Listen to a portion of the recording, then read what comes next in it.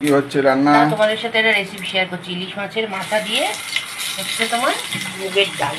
ডালটা আমার এখানে সিদ্ধ হয়ে গেছে। আমি এখানে মাছটা একটু ভেজে নিই।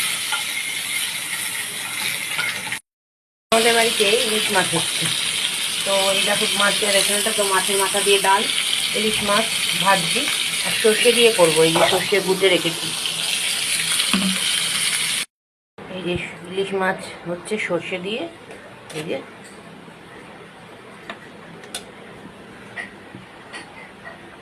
আর উপর থেকে সামান্য একটু তেল ছড়িয়ে দেবো, সর্ষের তেল, ব্যাস।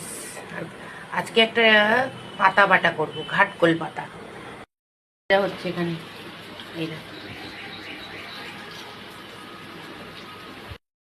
এই যে ঘাটকোল পাতা হচ্ছে, ভালো করে পিষে নিয়েছি রসুন দিয়ে, এবারে তেলে নাড়ছি। দেখো